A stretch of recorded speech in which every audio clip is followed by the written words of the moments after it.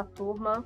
Andrés Maria aqui, sou professora e intérprete de Libras e hoje nós vamos falar sobre os números em Libras. Bom, assim como o alfabeto manual, os números em Libras são representações manuais feitas com as mãos, cada um com sua configuração de mão específica. No caso da Libras, alguns movimentos também distinguem os números referentes à quantidade e à ordem. Bom, dentro dessa questão aqui dos números em Libras, é importante a gente entender que não tem muito conteúdo a explorar, mas que a configuração de mão é uma atenção que a gente precisa ter. E o movimento também. Vamos entender por que aqui. Esses são os números básicos, né? De 0 a 9. E são os números que eu vou utilizar para formar qualquer outro número. Então, o número 0 é só a mãozinha fechada com o centro, né, para poder formar o 0.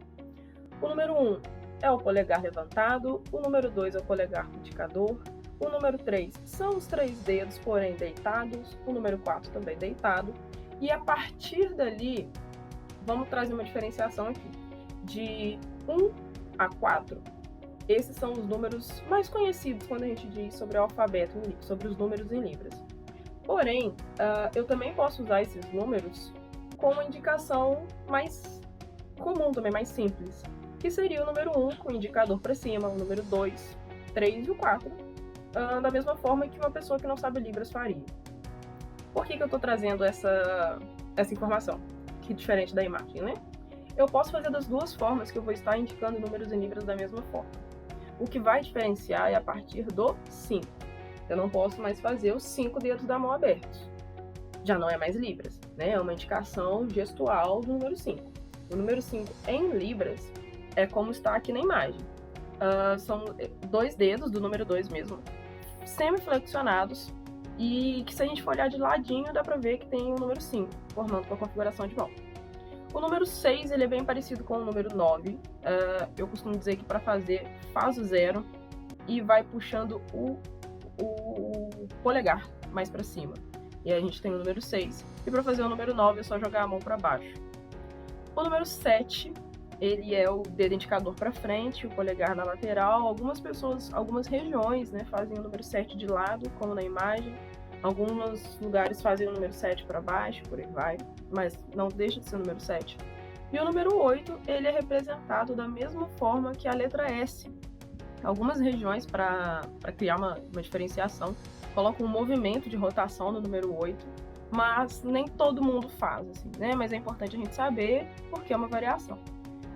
Por fim, ali temos a formação do número 10, que seria, então, o número 1 e o 0. Quando a gente quer falar de quantidade, são os números que eu comentei, né? O indicador para cima, o 2, o 3 e o 4, e os demais números iguais, 5, 6, 7, 8, 9 e o 0. Mas aqui, professora, você está trazendo que um é quantidade e que o outro são os números em Libras, certo? Certo. Como eu posso dizer, esse é o ensino formal. Isso é o que a gente precisa entender enquanto diferenciação dos números de quantidade e ordem. Porém, se eu quero falar quantas bananas você comprou? 3, eu vou fazer o número 3 para cima.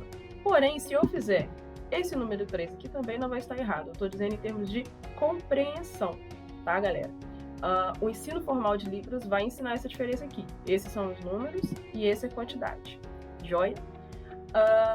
Uma outra diferenciação agora com relação ao movimento, quando eu quero falar de números ordinais. Primeiro lugar, segundo lugar, terceiro, quarto. É comum a gente usar os números em Libras, aqueles primeiros que eu mostrei, com um leve movimento de balançar dos dedos para cima e para baixo. Não é para frente e para trás, é para cima e para baixo.